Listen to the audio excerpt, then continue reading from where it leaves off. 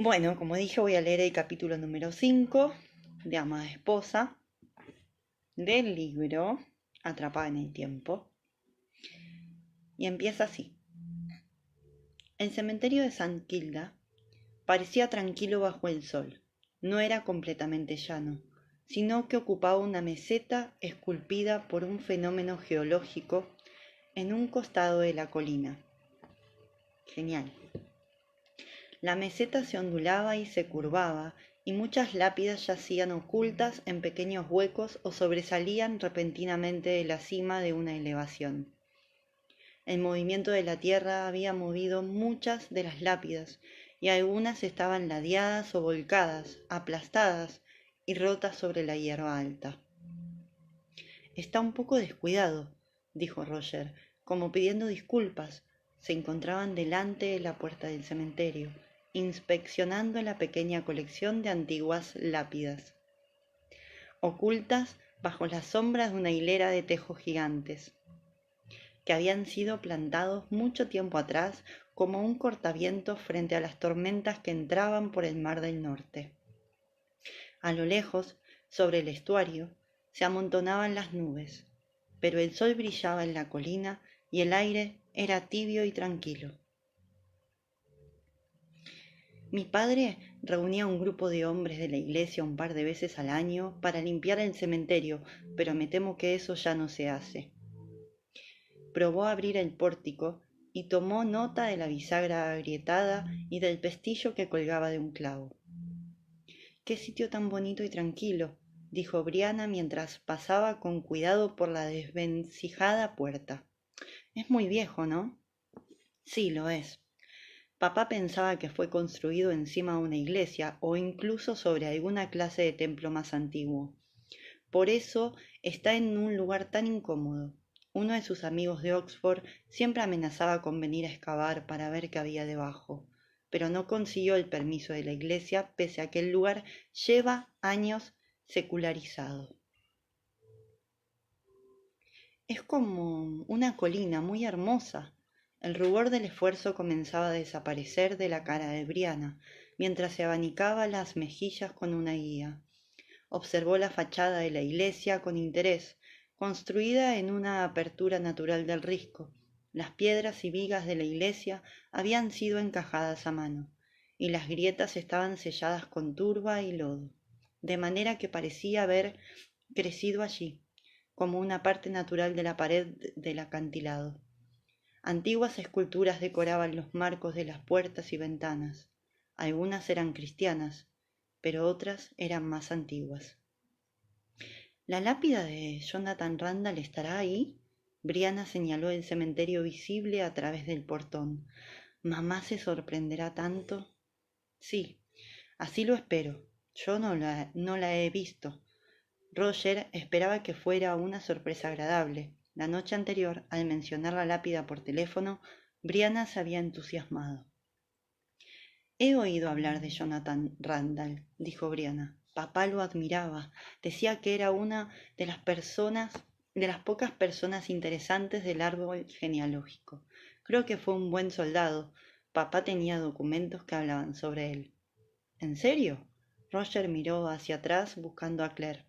¿Tu madre necesita ayuda con esa prensa para plantas? Briana negó con la cabeza.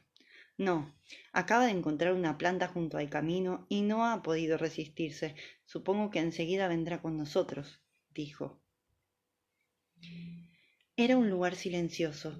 Incluso los pájaros estaban callados a medida que se acercaba el mediodía, y los árboles de hoja perenne que bordeaban la mesa estaban quietos, sin una brisa que agitara sus ramas, sin las cicatrices abiertas de tumbas recientes, ni las flores de plástico como testimonio de un duelo aún vivo.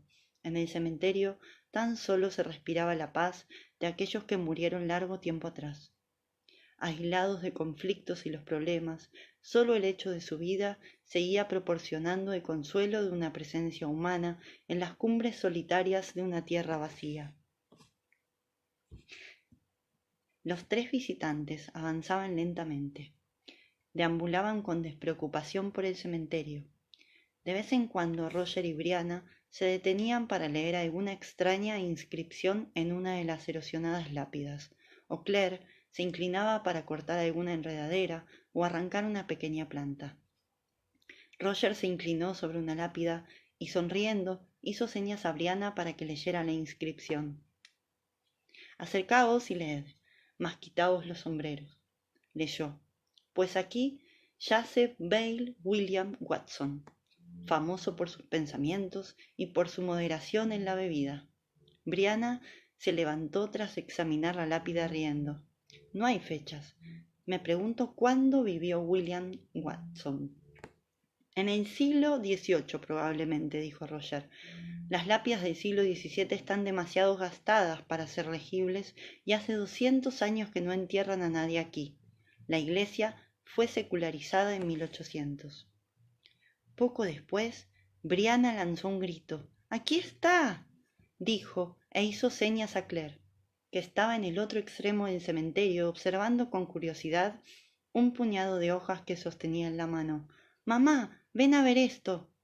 Claire saludó con la mano y se encaminó hacia donde se encontraban, junto a la lápida plana y cuadrada, pisando con cuidado entre las tumbas. «¿Qué pasa?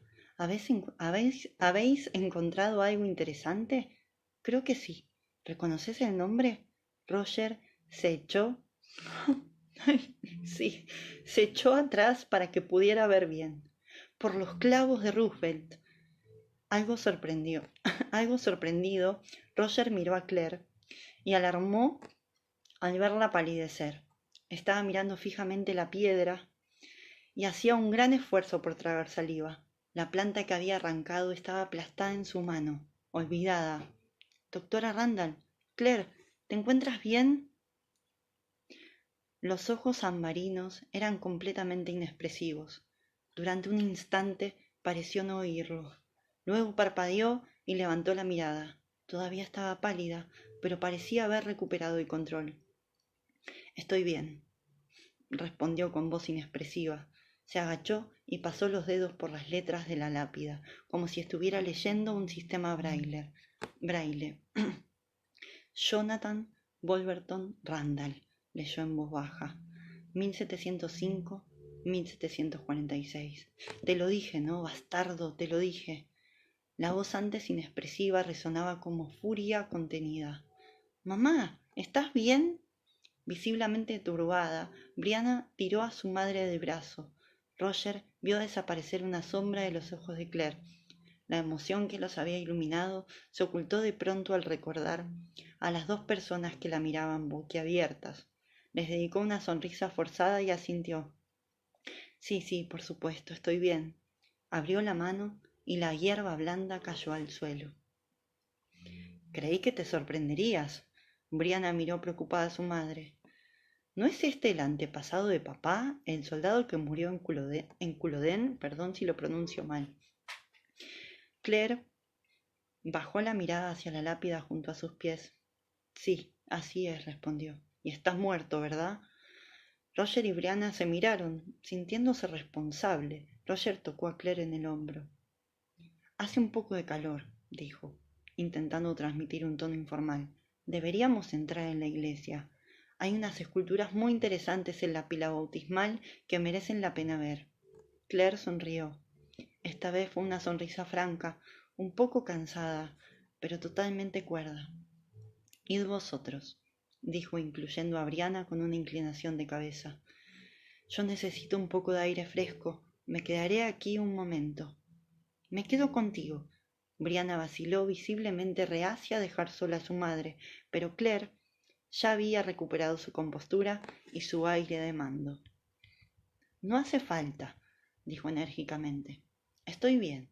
Iré a sentarme a la sombra de aquellos árboles. Id vosotros. Prefiero quedarme solo un rato», añadió al ver a Roger abrir la boca para protestar. Sin decir nada más, se volvió y se alejó hacia la hilera de oscuros tejos que bordeaban el cementerio por el oeste. Brianna vaciló, mirándola, pero Roger la cogió por el codo y la condujo a la iglesia. «Es mejor que la dejes sola», susurró. «Después de todo es médico, ¿no? Estará bien». «Sí, supongo que sí». Mirando con preocupación a Claire, Brianna dejó que Roger la guiara. La iglesia no era más que un recinto vacío, de suelo de madera, con una pila bautismal abandonada. No se la había podido llevar, pero la habían arrancado de la repisa de piedra que recorría una de las paredes de la sala. Encima de la pila, el rostro tallado de Sant Kilda observaba el techo con los ojos piadosamente entornados. Probablemente fuera un dios pagano, dijo Roger, trazando la línea de la escultura con un dedo. Puede verse el lugar donde añadieron el velo y el tocado a la figura original, sin mencionar los ojos. Parecen huevos escalfados, coincidió Brianna, poniendo los ojos en blanco, imitándola. ¿Qué es esta escultura? Se parece mucho a las figuras de la piedra picta de clava. Recorrieron la iglesia examinando las paredes de piedra, respirando aire polvoriento, observando las antiguas esculturas y leyendo las pequeñas placas de madera fijadas por los feligreses, desaparecidos mucho tiempo atrás, en memoria de ancestros que se habían ido mucho antes. Hablaron en voz baja, atentos a cualquier sonido proveniente del cementerio, pero todo estaba tranquilo, y pronto comenzaron a relajarse otra vez. Roger siguió a Brianna hacia la parte frontal de la sala, observando los bucles rizados que escapaban de su trenza para enroscarse húmedos en su cuello. Todo lo que quedaba de la fachada de la iglesia era un saliente de madera sobre un hueco donde había estado el altar. Roger sintió un escalofrío al verse junto a Brianna en el lugar en el que debería haber estado el altar.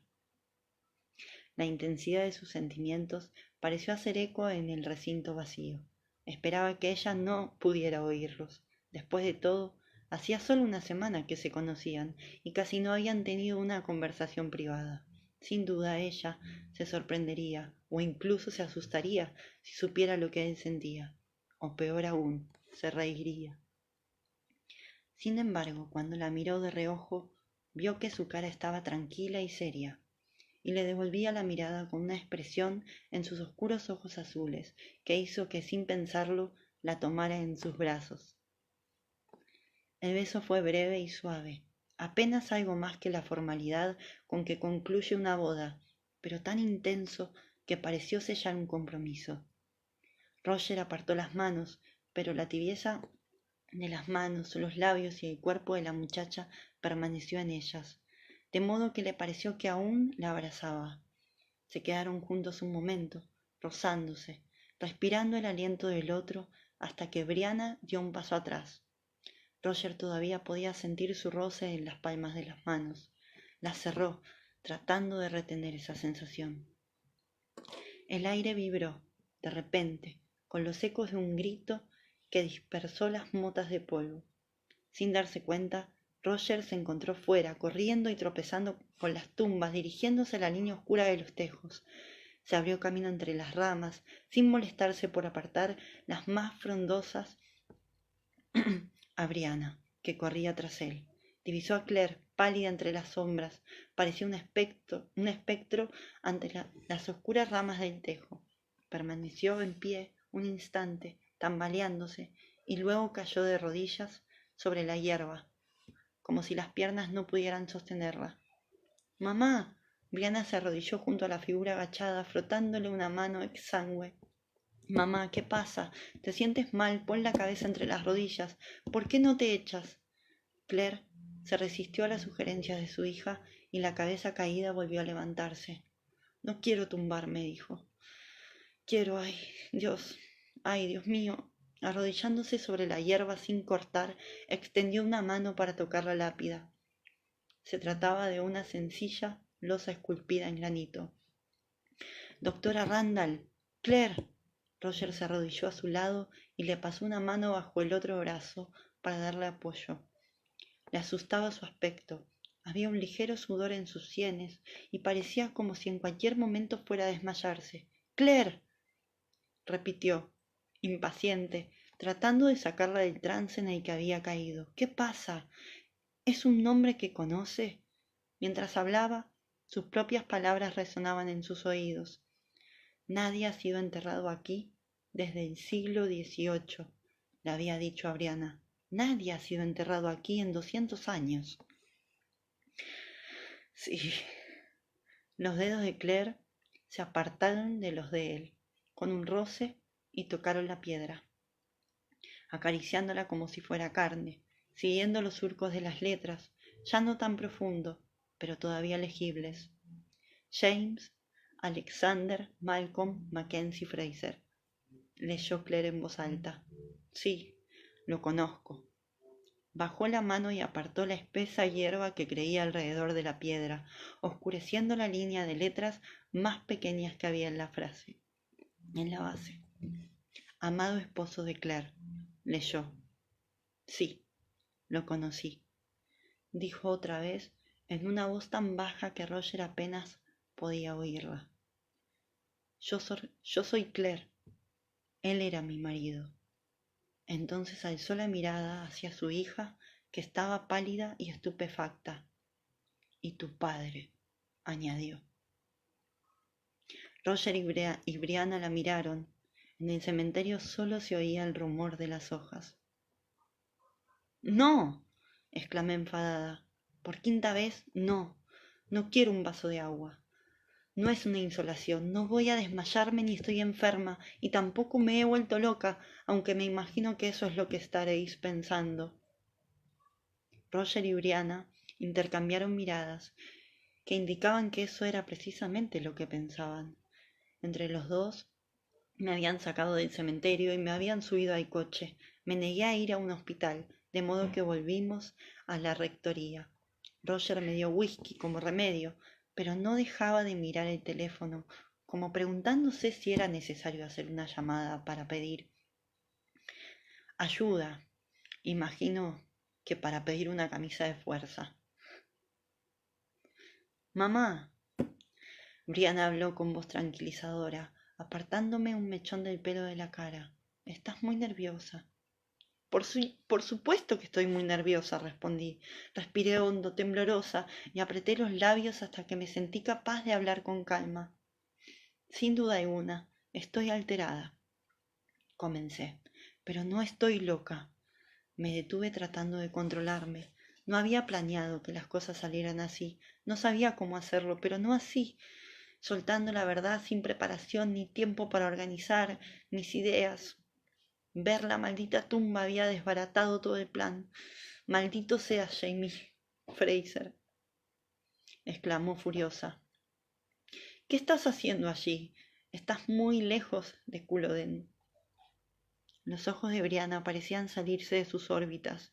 Vi que Roger acercaba la mano al teléfono. Me detuve, intentando controlarme. Tranquilízate, Beauchamp, me dije. Mi inglés es muy malo. Respira hondo. Una, 2 veces, una vez más. Así está mejor. Es muy simple. Todo lo que debes hacer es contarles la verdad. Para eso has venido a Escocia, ¿no? Abrí la boca, pero no pude emitir sonido alguno. Cerré la boca y los ojos, esperando reunir valor, si no veía los dos rostros pálidos frente a mí. Solo déjame decir la verdad, dije sin saber a quién me estaba dirigiendo. A Jamie, pensé. Ya conté la verdad una vez y no me fue muy bien. Cerré los ojos con fuerza. Una vez más percibí el olor del hospital y sentí la extraña almohada bajo la mejilla. Desde el corredor me llegaba la voz de Frank, ahogada por la rabia. ¿Qué quieren decir con que no la presione? ¿Que no la presione? Mi mujer desaparece durante casi 3 años y vuelve mugrienta, maltratada y embarazada, y me piden que no le haga preguntas. Y la voz del médico susurrante, consoladora. Entendí las palabras, delirio y estado traumático. Y déjelo para después, solo un rato, mientras que la voz de Frank, que seguía discutiendo e interrumpiendo, sonaba calmada pero firme en el corredor. Aquella voz tan familiar volvía a desencadenar una tormenta de dolor, ira y terror en mi interior.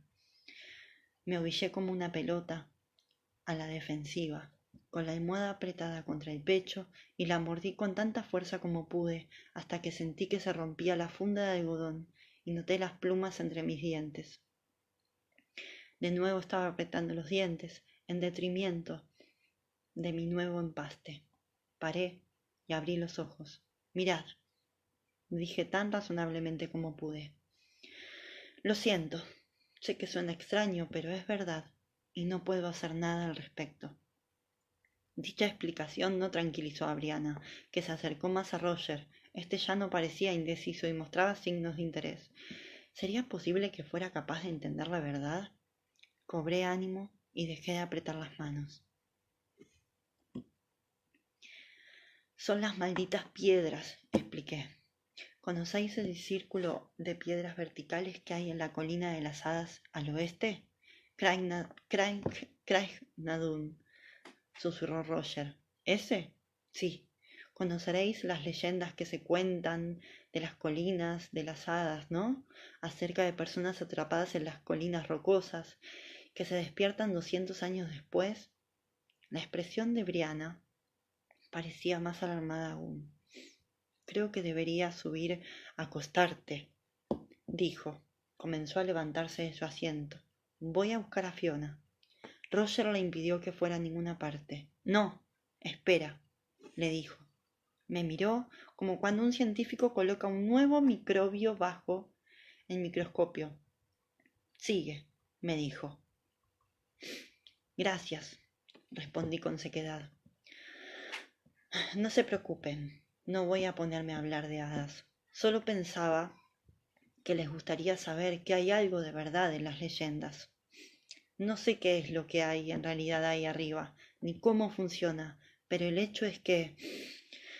Respiré hondo. Bien, el hecho es que en 1945 entré por un resquicio en ese círculo de piedras y terminé en la colina de más abajo en 1743. Eso era exactamente lo que le había dicho a Frank. Él me había mirado con furia, luego había cogido un jarrón de flores que había sobre la mesa y lo había tirado al suelo. Roger me miraba como un científico cuyo nuevo microbio acababa de ganar un premio. Me pregunté por qué, pero estaba demasiado ocupada en hallar las palabras adecuadas para que no pensaran que había enloquecido. La primera persona que vi fue un soldado inglés con su uniforme completo, dije, lo que me hizo pensar que algo andaba mal. Una repentina sonrisa iluminó el rostro de Roger, aunque Brianna siguió con la misma expresión. En tu lugar me habría pasado lo mismo, dijo Roger. El problema era que no podía volver. Pensé que lo mejor era dirigirme a Roger, que al menos parecía dispuesto a escuchar, me creyera o no. Las señoras no solían andar solas en aquel entonces, y si lo hacían no llevaban un vestido estampado y zapatos, expliqué. Todos se daban cuenta de que había algo raro, aunque no sabían qué. ¿Y cómo iban a saberlo? Ni siquiera yo podía dar explicaciones, y entonces los manicomios eran muchos peores que ahora. Nada de tejer cestos, dije intentando bromear. No tuve demasiado éxito. Brianna hizo una mueca, más preocupada que antes. Aquel soldado, dije, y sentí un escalofrío momentáneo al recordar a Jonathan Wolverine Randall, capitán del 8º Regimiento de Dragones de Su Majestad. Al principio pensé que se trataba de una alucinación, porque a primera vista era igual a Frank. Pensaba que era él.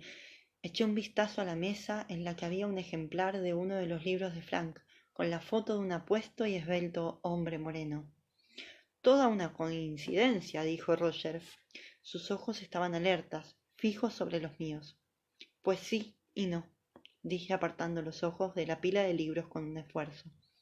Ya sabes que era el antepasado de Frank. En esa familia todos los hombres se parecen, por lo menos físicamente, añadí, pensando en las extraordinarias diferencias de carácter que había entre ellos. ¿Cómo era él? Preguntó Brianna, como emergiendo de su estupor, al menos momentáneamente. Era un asqueroso pervertido, dije.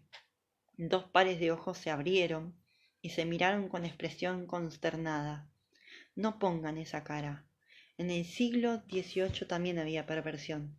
No es nada nuevo, solo que entonces era peor, quizás, porque a nadie le importaba siempre y cuando se mantuviera en secreto y todo fuera decente de cara al exterior.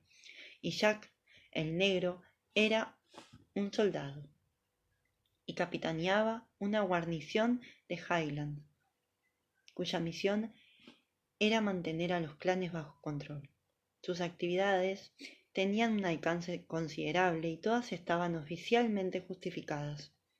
Tomé un sorbo reconstituyente del vaso de whisky que aún sostenía. Le gustaba herir a la gente, dije. Eso le gustaba mucho. ¿Te hizo daño? Roger hizo la pregunta con delicadeza. Después de una larga pausa, Bree pareció retraerse. Su expresión se endureció. Directamente no, o no mucho, por lo menos, negué con la cabeza. Sentí un escalofrío en la boca del estómago que el whisky parecía incapaz de aplacar. Jonathan Randall me había pegado allí una vez, lo recordé, como se recuerda el dolor de una herida curada mucho tiempo atrás. Tenía gustos variados, pero era a Jamie a quien él quería. Bajo ninguna circunstancia habría usado la palabra amaba. Se me acercó, se me secó la garganta y tragué las últimas gotas de whisky. Roger levantó la botella con una ceja alzada a modo de pregunta y asentí acercando mi vaso. Jamie Fraser. Y él era mi marido, dije. Brianna sacudió la cabeza como un caballo que se espantaba en las moscas. Pero tú ya has tenido un marido, dijo. No podías, aunque quiero decir, no podías. Tuve que hacerlo, dije inexpresiva. Después de todo no hice nada a propósito. Mamá, uno no puede casarse accidentalmente. Brianna estaba abandonando la actitud de enfermera amable ante un paciente con problemas mentales. Pensé que era mejor, aunque la alternativa fuera la ira. Bueno, no fue precisamente un accidente, dije. Fue para que no me entregaran a Jonathan Randall. Jamie se casó conmigo para protegerme, lo cual fue muy generoso de su parte, añadí, mirando con ira a Bree por encima del vaso. No tenía por qué hacerlo, pero lo hizo. Luché para reprimir el recuerdo de la noche de bodas. Él era virgen, le temblaban las manos cuando me tocó. Yo también tenía miedo, con mayor razón, pero el alba me abrazó y mi espalda desnuda se juntó con su pecho desnudo. Sus muslos fuertes y tibios se entrelazaron con los míos y me susurró al oído. No temas, estamos juntos. Me volví hacia Roger otra vez. ¿Ves? Yo no podía volver, dije. Huía del capitán Randall cuando me encontraron los escoceses. Eran trashumantes, trashumantes. Jamie era uno de ellos. Era gente del clan de su madre, los Mackenzie, de Locke. No sabían qué hacer conmigo, pero me llevaron cautiva y no pude volver a escapar. Recordé mis esfuerzos frustrados por huir del castillo de Locke y luego el día en que le conté la verdad a Jamie y él, que al igual que Frank no me creyó, pero estaba dispuesto a actuar como si me creyera, me llevó de regreso a la colina de las piedras. Quizá pensó que era una bruja, dije con los ojos cerrados, sonriendo ligeramente al pensarlo. Hoy en día creerían que estoy loca. Entonces deberían creer que era una bruja, les expliqué abriendo los ojos. Ahora llaman psicología lo que entonces era magia. Sí. No hay mucha diferencia. Roger asintió, algo anonadado. A mí me juzgaron por bruja en la aldea de Cranesmoor, al pie del castillo. Jamie me salvó y entonces se lo conté. Y él me llevó a la colina y me dijo que regresara con Frank. Hice una pausa y respiré hondo, recordando aquella tarde de octubre en que me habían obligado a recuperar el control de mi destino, arrebatado mucho tiempo atrás. Aquí no tienes nada, pequeña, nada, excepto violencia y peligro. Vete, había ordenado él. ¿De verdad no tengo nada aquí? Le pregunté. Demasiado honesto para hablar, respondió a pesar de todo, y yo decidí regresar. Era demasiado tarde. Gracias, dije, mirando mis manos extendidas sobre las rodillas. El día estaba oscureciendo como preludio de la lluvia, pero mis dos alianzas de oro y de plata aún brillaban. No me había quitado la alianza de oro de Frank cuando me casé con Jamie. Me puse el anillo de plata de Jamie en el anular de la mano derecha y lo llevé todos los días de los más de 20 años pasados desde que él lo puso allí. Yo amaba a Frank, dijo sin mirar a Brie. Lo quise muchísimo, pero entonces Jamie era mi corazón y el aliento de mi cuerpo. No podía dejarlo, no podía. Miré a Brie como suplicándole. Ella me devolvió la mirada con expresión marmórea. Volví a mirarme las manos y proseguí. Me llevó a su casa, a Lallybrook, se llamaba. Era un lugar muy hermoso. Volví a cerrar los ojos para no ver la expresión de Brianna y evoqué deliberadamente la imagen de la heredad de Brock Turak, Lallybrook, para quienes vivían allí. Una hermosa granja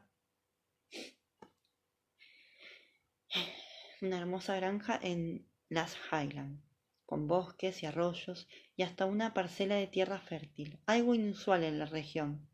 Un lugar encantador, pacífico, encerrado entre las altas colinas sobre un paso de montaña que lo mantenía apartado de la lucha que azotaba en las Highlands. Pero incluso Lallybrook resultó ser un refugio temporal. Jamie era un proscrito, expliqué, rememorando con los ojos cerrados las marcas de los azotes de los ingleses, una fina red de líneas blancas que le envolvía las anchas espaldas. Su cabeza tenía precio. Uno de sus propios inquilinos lo delató a los ingleses, lo capturaron y lo llevaron a la prisión de Wentworth para colgarlo. Roger lanzó un silbido bajo y prolongado. Un infierno, dijo. ¿Lo has visto? Las paredes deben de tener 3 metros de espesor. Abrí los ojos. Así es, contesté con voz seca. Estuve dentro de esas paredes, pero hasta las paredes más anchas tienen puertas. Sentí un escalofrío al recordar el valor que me había llevado a la prisión de Wentworth, obedeciendo a mi corazón. Si pude hacer aquello por ti, pedía en silencio a Jamie, también puedo hacer esto, pero ayúdame, maldito escocés, ayúdame. Yo lo saqué de allí, dije respirando hondo, o lo que quedaba de él. Jonathan Randall dirigía la guarnición de Wentworth. No quería recordar las imágenes que evocaban mis palabras, pero no pude evitarlo. Jamie desnudo, cubierto de sangre en el suelo de Eldridge Manor, donde habíamos encontrado asilo. No dejaré que me atrapen de nuevo, me dijo con los dientes apretados por el dolor mientras yo le agarraba los huesos rotos de la mano y le limpiaba las heridas. Sassenach. Así me había llamado desde el principio, la palabra gaélica que significaba extranjero, extraño, inglés. Al principio en broma, después con afecto. Y no permití que lo encontraran. Con la ayuda de un joven miembro del clan de los Fraser llamado Murtagh, cruzamos el canal hasta Francia y buscamos refugio en la abadía de Sainte-Anne de Beaupré, donde uno de los tíos de Fraser era abad. Pero una vez a salvo descubrí que salvar su vida no era mi misión. Lo que le había hecho Jonathan Randall había penetrado en su alma igual que las colas del látigo habían penetrado en su espalda, y había dejado en su mente cicatrices igual de profundas. No estaba segura de lo que hacía cuando evoqué a sus demonios y luché con ellos. La medicina y la magia son muy parecidas cuando se trata de curar algunas enfermedades. Aún podía sentir la piedra fría y dura que me había lastimado, y la fuerza y la furia que había extraído de él, las manos que se cerraron alrededor de mi cuello y la criatura en llamas que me persiguió en la oscuridad. Pero lo curé, dije con voz suave. Volvió a mí. Brianna meneaba lentamente la cabeza de un lado a otro, confundida, pero tenía una expresión obstinada que no conocía muy bien. Los Graham son estúpidos, los Campbell mentirosos, los Mackenzie encantadores pero astutos, y los Fraser obstinados. Me había dicho Jamie al darme su opinión sobre los clanes, y no iba tan errado. Los Fraser eran muy obstinados, Jamie más que ninguno, y también Brie. No me creo nada de lo que dices, dijo Brianna con voz áspera. Se irguió mientras se observaba de cerca. Creo que has pensado demasiado en los hombres de Culloden. Después de todo, últimamente has estado muy estresada y quizás la muerte de papá. Frank no era tu padre. La interrumpí con brusquedad. Sí que lo era, respondió tan rápidamente que nos sorprendió a ambos.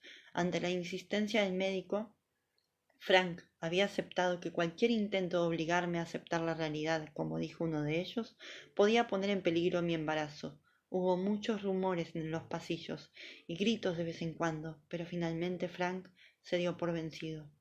Dejó de pedirme que le contara la verdad, y yo, con la salud débil y el corazón angustiado, me había dado por vencida.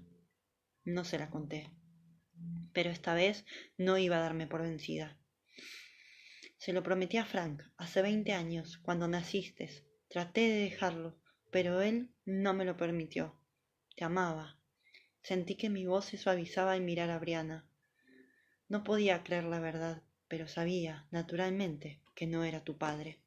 Me pidió que no te lo dijera, que le permitiera ser tu único padre mientras viviera. Después, yo debía decidir. Tragué saliva, mojándome los labios resecos. Se lo debía, dije, porque Frank te amaba, pero ahora está muerto y tienes derecho a saber quién eres. Si tienes dudas, proseguí. Ve a la Galería Nacional de Retratos. Allí hay un cuadro de Ellen Mackenzie, la madre de Jamie. Lleva puesta estas perlas. Me las toqué, las que llevaba alrededor del cuello, un collar de perlas barrocas de agua dulce de los ríos escoceses con aros de oro. Jamie me las regaló el día de nuestra boda. Miré a Brianna, sentada, erguida y tiesa, con expresión rígida. Lleva un espejo de mano, dije.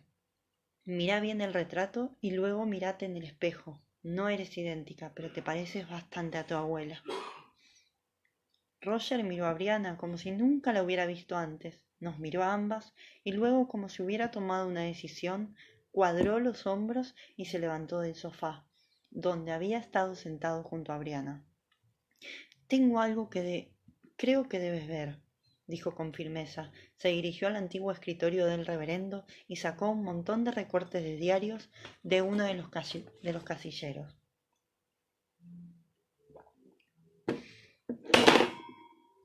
Cuando, cuando los hayas leído, fíjate en las fechas, le dijo a Brianna mientras se los entregaba.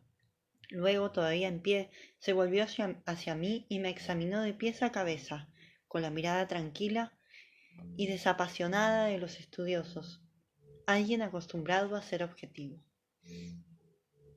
Todavía no me creía, pero tenía suficiente imaginación como para dudar.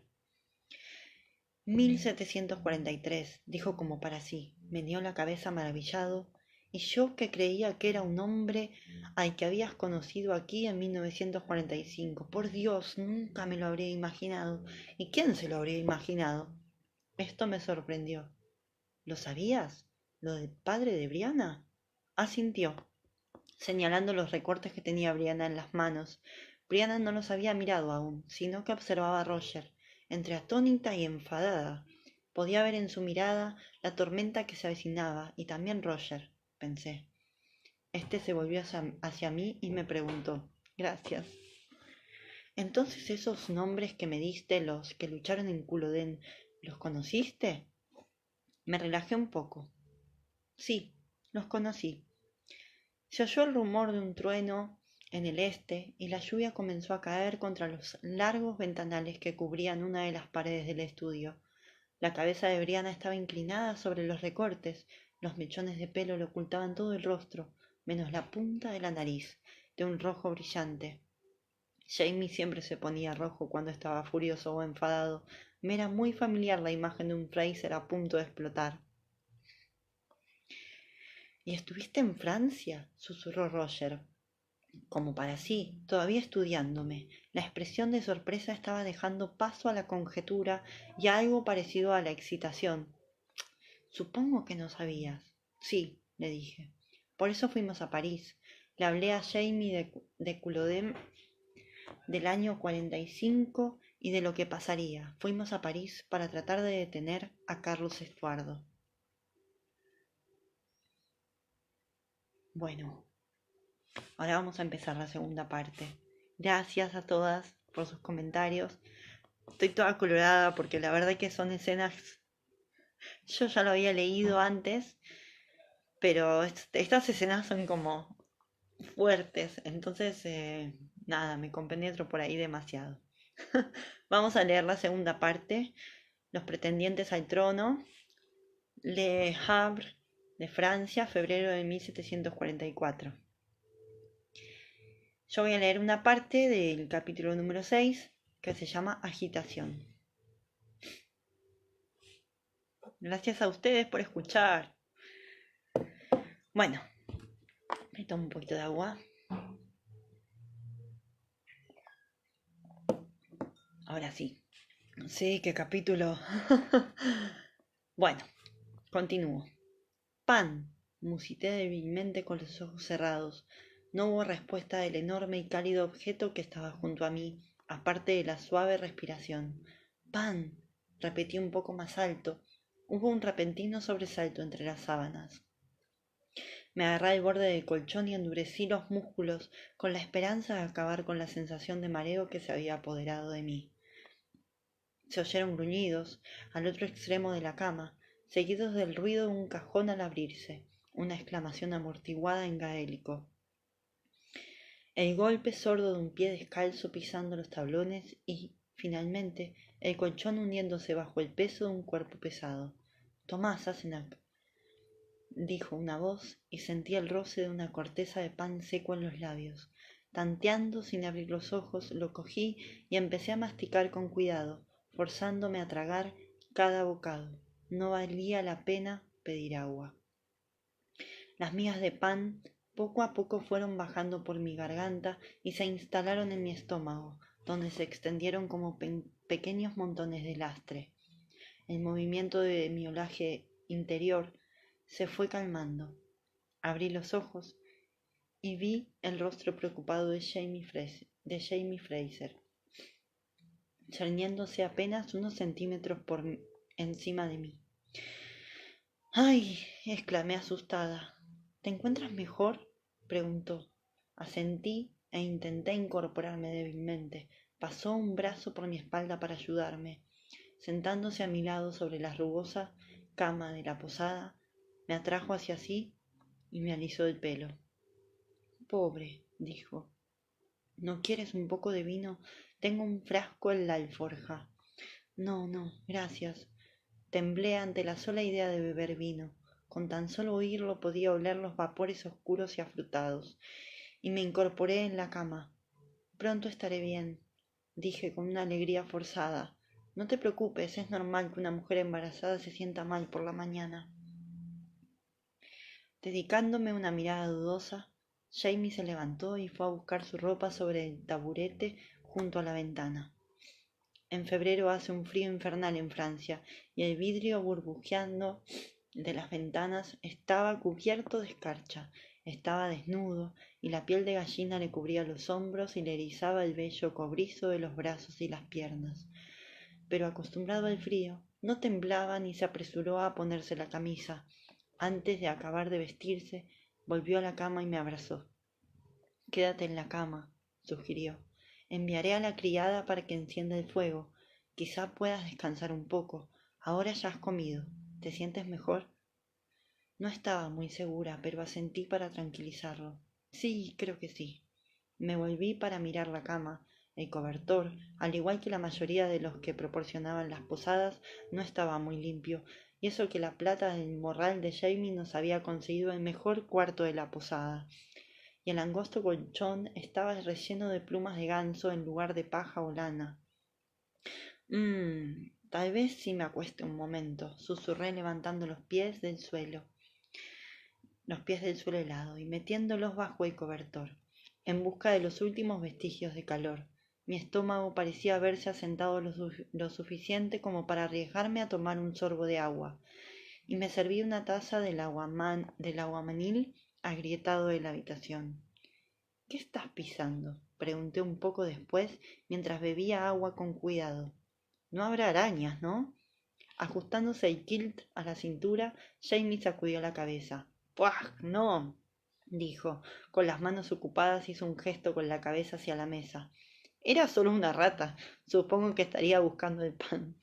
Miré hacia el suelo y vi el bulto gris e inmóvil. En el hocico tenía un hilo de sangre. Salí de la cama justo a tiempo. Estoy bien, dije débilmente poco después. No tengo nada más que vomitar. Enjuágate la boca, Sassenach, pero no tragues, por el amor de Dios. Jamie sostuvo la taza y me limpió la boca con un pañuelo como si yo fuera una niña traviesa. Después me tomó en sus brazos y me dejó cuidadosamente en la cama. Me miró con preocupación. Tal vez será mejor que me quede, dijo. Puedo mandar recado. No, estoy bien, dije. Y era cierto. Por más que me esforzara por no vomitar, no podía retener nada en el estómago. Sin embargo, una vez que hube terminado, me sentí completamente recuperada. Aparte del gusto ácido en la boca y un leve dolor en el estómago, me sentía como siempre. Retiré el cobertor y me levanté para demostrárselo. ¿Lo ves? Estoy bien. Y tienes que irte. No hagas esperar a tu primo. Empezaba a sentirme de buen humor otra vez, a pesar del aire frío que se colaba debajo de la puerta y bajo los pliegues de mi camisón. Jamie vacilaba. No quería dejarme sola, y yo me acerqué a él y lo abracé con fuerza para tranquilizarlo, y porque estaba deliciosamente tibio. Lo abracé. Brrr. ¿Cómo diablos puedes estar tan calentito, vestido solo con ese kilt? También llevo una camisa, protestó sonriéndome. Nos quedamos abrazados un momento, disfrutando de la calidez del otro en el frío tranquilo de las primeras horas de la mañana francesa. Por el corredor se oía a la criada que se acercaba con la leña. Jamie cambió de posición, ejerciendo presión contra mi pecho. Debido a las dificultades de viajar en invierno, habíamos tardado casi una semana en viajar desde Saint-Anne hasta Le Havre. Mi pronunciación. Y como llegábamos tarde a las lúgubres posadas, mojados, sucios y temblando de fatiga y de frío, y como por la mañana mi indisposición empeoraba, apenas nos habíamos tocado desde la última noche en la abadía. ¿Vienes a la cama conmigo? Sugerí con voz suave. Él vaciló. La fuerza de su deseo se hizo patente a través de la tela de su kilt, y sentía el calor de sus manos sobre mi piel fría, pero no me tomó en sus brazos. Está bien, dijo dubitativo. ¿Quieres, no? Pregunté metiendo una mano helada bajo el kilt para asegurarme. Ah, sí, claro que sí. Había una prueba que confirmaba esta afirmación. Gruñó débilmente cuando cerré la mano entre sus piernas. Ay, Dios, no hagas eso, Sassenach. No puedo dejar de tocarte. Entonces me abrazó y mi cara se hundió entre los blancos pliegues de su camisa, que olía al almidón que usaba el hermano Alphonse en la abadía. ¿Por qué no me acaricias? Dije. Tienes tiempo. Hay un trecho corto hasta los muelles. No es eso, dijo acariciando mi cabello alborotado. Ay, estoy muy gorda. De hecho, mi vientre seguía casi plano y estaba más delgada que nunca por los vómitos. ¿O es por...? No, dijo sonriendo. Hablas demasiado. Se inclinó y me besó. Luego me alzó y se sentó en la cama, sosteniéndome en su regazo. Me acosté y le obligué a cubrirme con su cuerpo. Claire, no, protestó cuando empecé a quitarle el kilt. Lo miré con fijeza. ¿Por qué no? Es que, dijo con torpeza, ruborizándose un tanto, el niño... no quiero lastimarlo. Me eché a reír. Jamie, no, Jamie, no puedes lastimarlo. No es más grande que la punta de mi dedo. Levanté un dedo para mostrárselo y después lo usé para trazar la generosa y curvada línea de su labio inferior. Me cogió la mano y se inclinó para besarme, como si quisiera borrar mi caricia. ¿Estás segura?, preguntó. Quiero decir, no creo que le guste que lo sacudamos de un lado para el otro. No se dará cuenta, le aseguré con las manos otra vez ocupadas en las hebillas de su kilt. Bueno, si estás tan segura. Llamaron a la puerta y con el impecable sentido francés de la oportunidad, la criada entró de espaldas. Al pasar golpeó la puerta con un leño. A juzgar por la maltratada superficie de la puerta, así era como acostumbraba entrar a las habitaciones. Bonjour, monseigneur, madame. Monsieur saludó, con un leve cabeceo en dirección a la cama mientras arrastraba los pies hacia el hogar. Será bueno para algunas personas, decía su actitud con mayor claridad que las palabras. Acostumbrada ya a la naturalidad con que los sirvientes trataban a los huéspedes de las posadas, estuvieran vestidos o no, devolví el saludo. Bonjour, mademoiselle, mademoiselle.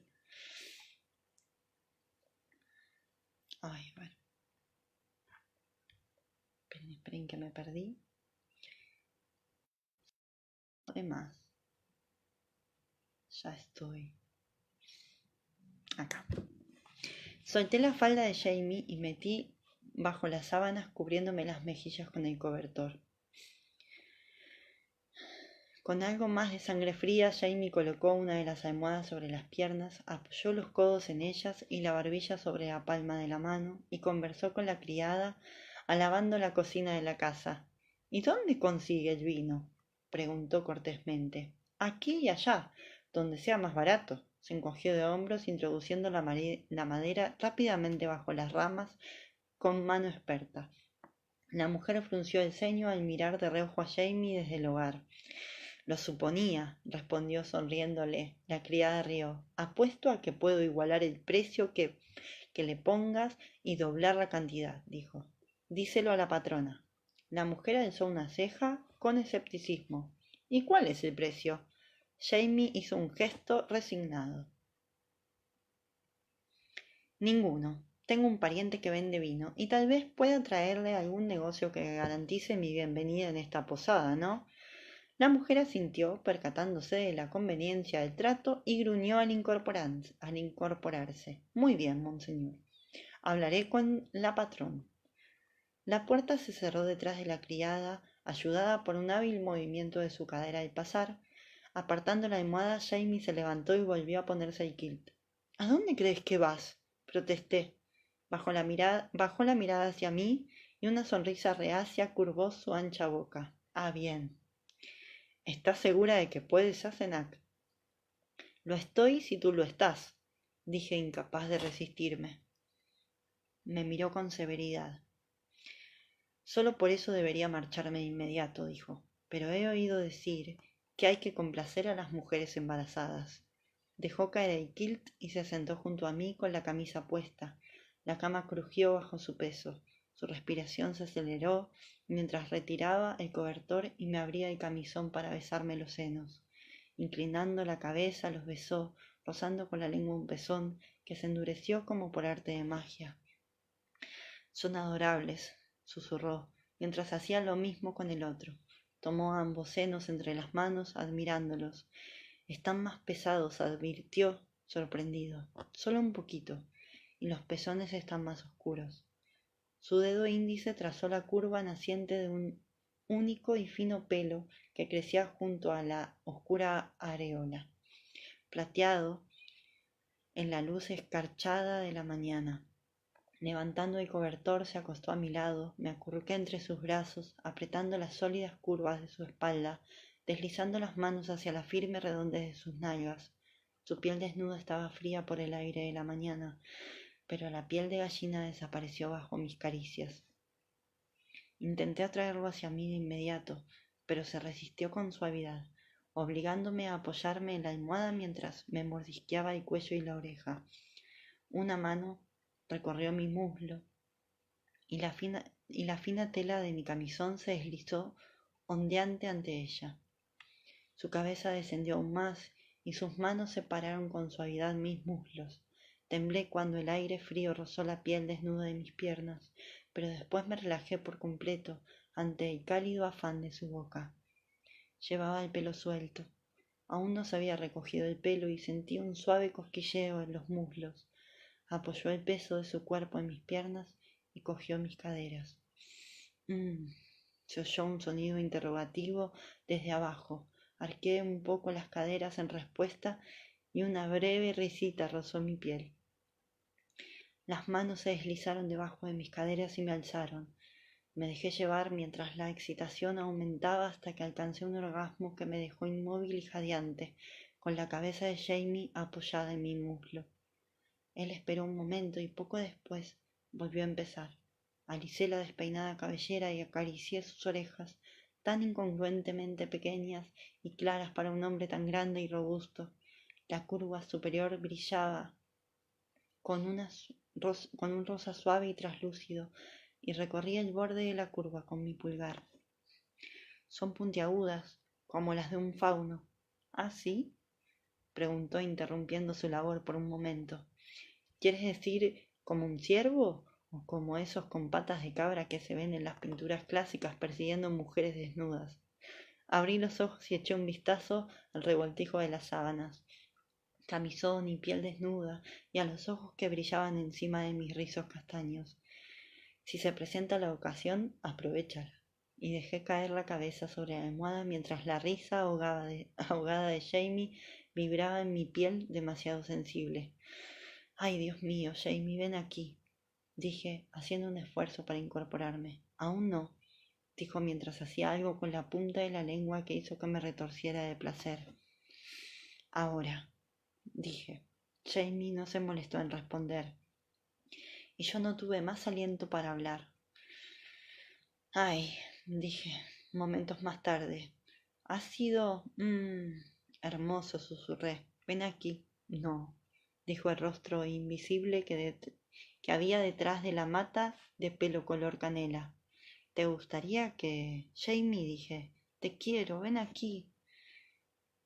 Suspirando con resignación se arrodilló y dejó que tirara de él hacia arriba. Por fin se apoyó sobre los codos y sentí su peso encima de mí, vientre con vientre y labios con labios. Abrió la boca para protestar, pero me apresuré a besarlo. Se deslizó entre mis muslos antes de poder evitarlo. Gimió con involuntario placer al penetrarme, con los muslos tensos mientras me agarraba los hombros. Fue suave y lento. Se detenía de vez en cuando para besarme y volvía a moverse solo cuando yo se lo pedía. Yo recorría su espalda con las manos, cuidando de no apretar las cicatrices de sus heridas. Sus muslos temblaron contra los míos, pero se contuvo, reacio a moverse con la rapidez que hubiera necesitado. Empujé las caderas para que su penetración fuera más profunda. Cerró los ojos y frunció el entrecejo, concentrado.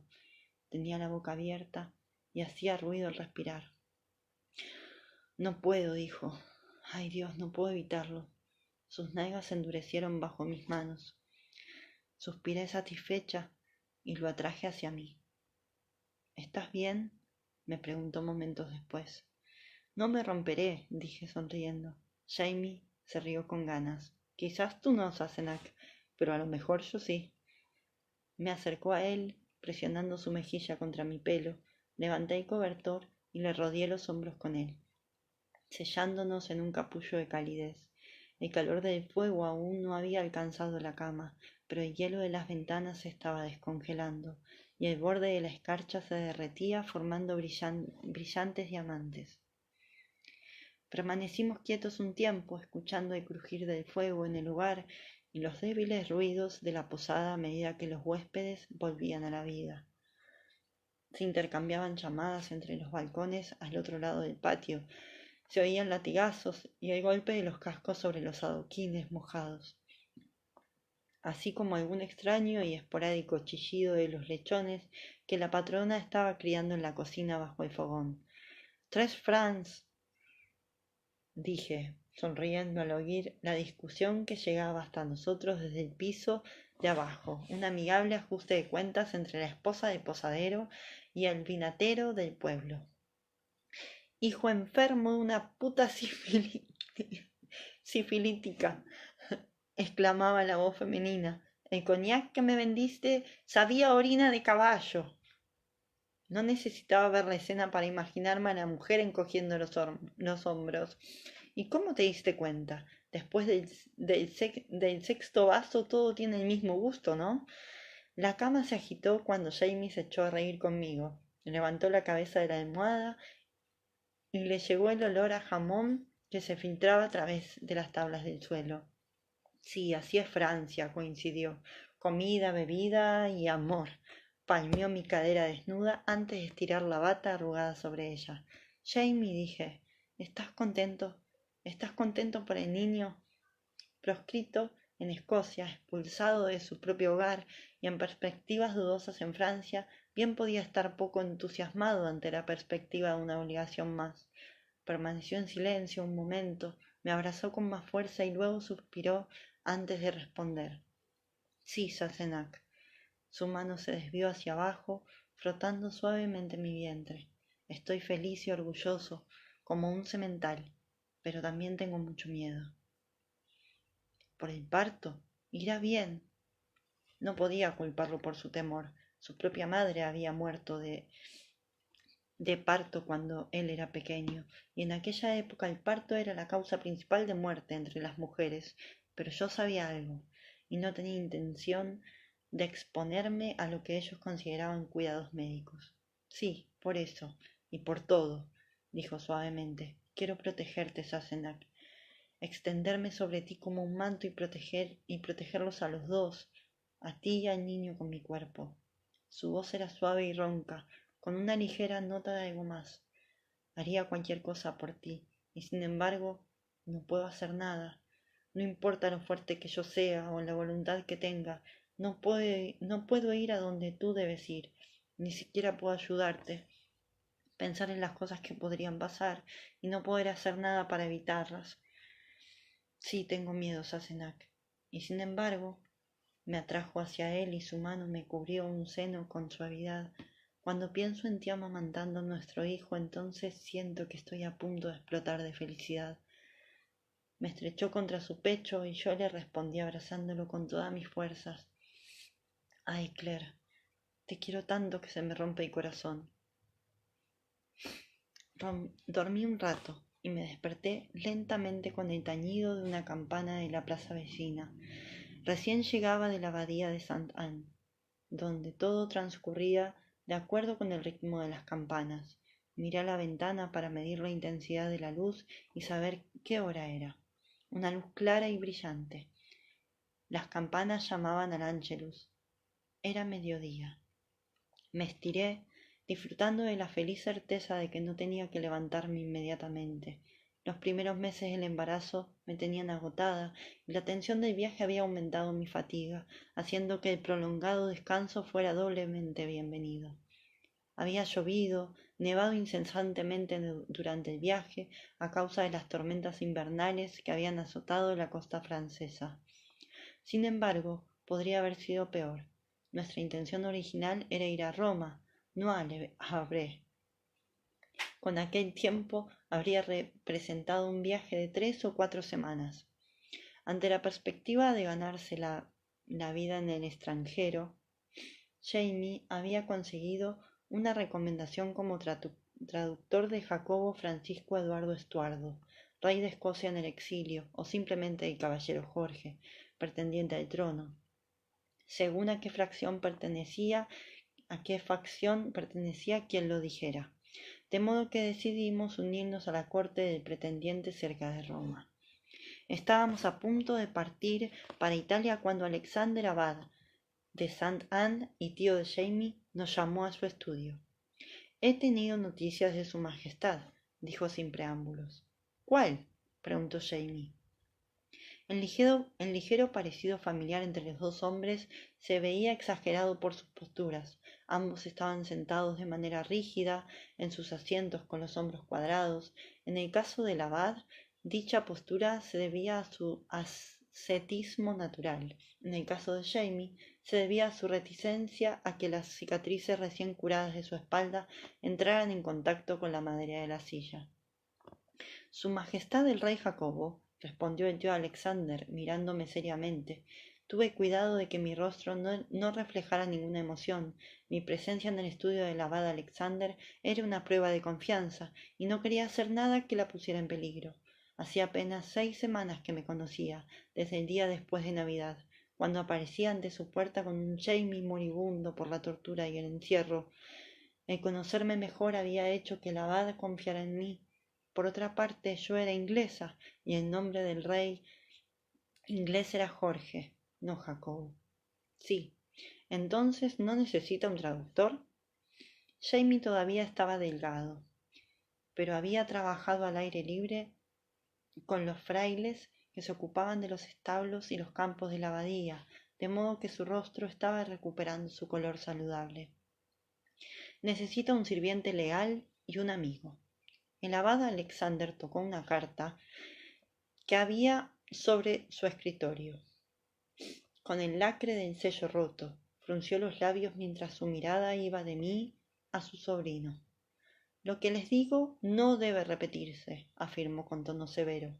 Pronto será del conocimiento de todos. Pero por el momento intenté parecer de confianza y discreta. Jamie se limitó a asentir.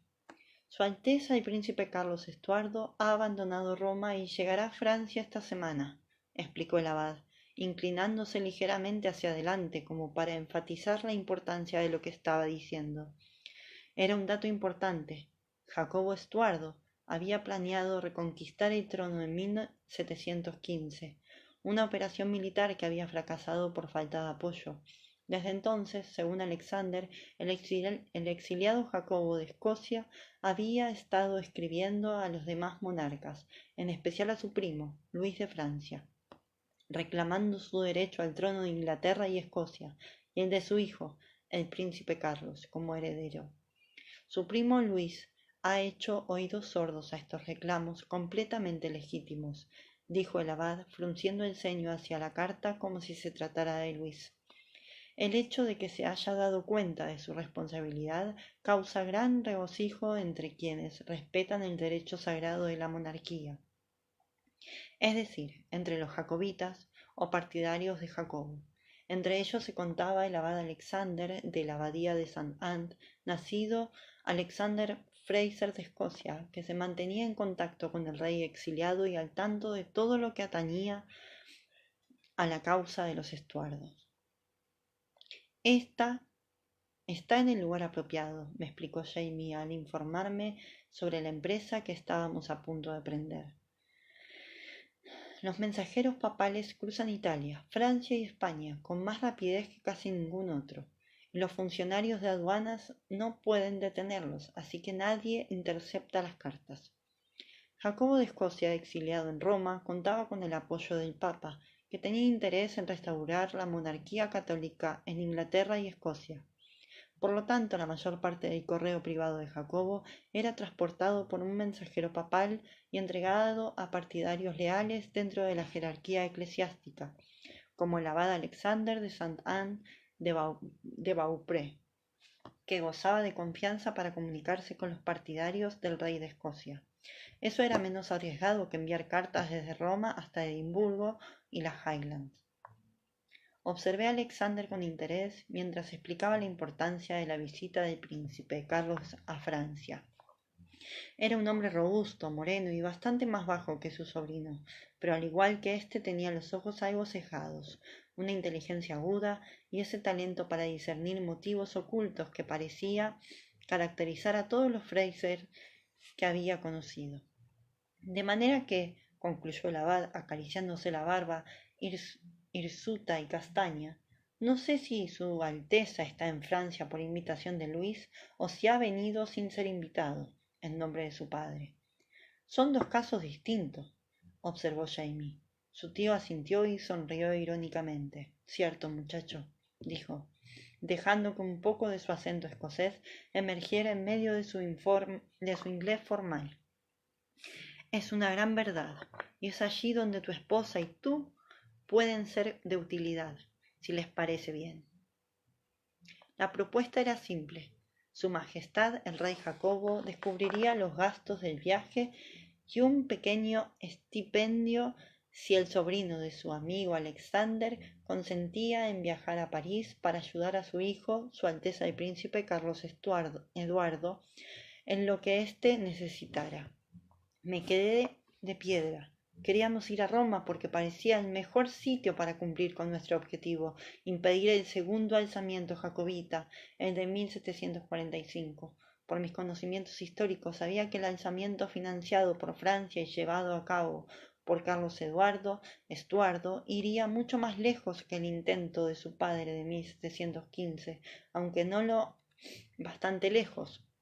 Si todo sucedía como yo creía, las tropas del príncipe Carlos serían vencidas en Culloden en 1746 y los habitantes de las Highlands sufrirían las consecuencias de la derrota durante los 2 siglos siguientes. Y ahora, en 1744, Carlos en persona empezaba a buscar el apoyo de Francia. ¿Qué mejor lugar para impedir la rebelión que estar al lado de su líder? Miré de reojo a Jamie, que observaba un pequeño sagrario colgado en la pared por encima del hombro de su tío. Su mirada se posó en la figura dorada de Santa Ana y en el pequeño manojo de flores colocados a sus pies, mientras su cerebro trabajaba tras un rostro inexpresivo. Finalmente parpadeó y sonrió a su tío. ¿En lo que necesite Su Alteza? Sí, dijo con voz tranquila. Creo que puedo hacerlo. Iremos. Así que aceptamos la propuesta. En vez de ir directamente a París, nos dirigimos por la costa de Saint-Anne a Le Havre para reunirnos con el primo de Jamie, Jared Fraser. Jared era un próspero emigrante escocés, importador de vinos y licores, con una pequeña bodega y una gran casa en París y una bodega enorme en Le Havre, donde había pedido a Jamie que se reuniera con él cuando éste le escribió para decirle que nos dirigíamos a París. Tras haber descansado un rato, empecé a sentir hambre. Había comida sobre la mesa. Jamie debió habérsela pedido a la criada mientras yo dormía. No tenía salto de cama, pero tenía a mano el manto de terciopelo que usaba para viajar. Me senté y me lo eché sobre los hombros antes de levantarme para orinar, añadir otro leño al fuego y sentarme a tomar mi desayuno. Mastiqué con satisfacción los panecillos duros con jamón cocido y los acompañé con la leche que había en la jarra. Deseé que Jamie estuviera comiendo tan bien como yo. Él insistía en que Jared era un buen amigo, pero yo tenía mis dudas sobre la hospitalidad de sus parientes, pues ya conocía a unos cuantos. Cierto era que el abad Alexander nos había acogido bien, tan bien como un hombre en la posición del abad podía recibir a un sobrino proscrito con una esposa sospechosa de ser espía. Pero nuestra visita a la familia materna de Jamie, los Mackenzie de Locke, casi nos había matado el otoño anterior, cuando fui arrestada y juzgada como bruja. No cabe duda, dije, de que este tal Jared es un Fraser y parece un poco más fiable que tus parientes Mackenzie, pero ¿lo conocías? Viví con él durante un tiempo cuando tenía 18 años, me dijo Jamie mientras echaba cera derretida a la carta de respuesta y presionaba la alianza de su padre sobre la mezcla verde grisácea. La alianza tenía un pequeño rubí y en la montura estaba grabado el lema del clan: Je suis prest, estoy listo. En París, donde fui a terminar mi educación y a aprender algo acerca del mundo. Fue muy bueno conmigo, un buen amigo de mi padre, y no hay hombre que sepa más de la sociedad parisina que quien le vende su vino, añadió con vehemencia, despegando el anillo de la cera endurecida. Quiero hablar con Jared antes de entrar en la corte de Luis junto a Carlos Estuardo. Me gustaría saber que tengo posibilidad de volver a salir. Terminó con un dejo de ironía. ¿Por qué? ¿Crees que habrá problemas? Pregunté. El alcance de la frase "en lo que necesite" parecía ser bastante amplio. Jamie sonrió al ver mi preocupación. No, No espero que haya dificultades. Pero, ¿qué dice la Biblia, Sassenach? No confíes en los príncipes. Se levantó y me dio un rápido beso en la frente, mientras guardaba el anillo. ¿Y quién soy yo para ignorar la palabra de Dios? Bueno, chicas, hasta acá me tocaba leer a mí hoy. Espero que les haya gustado.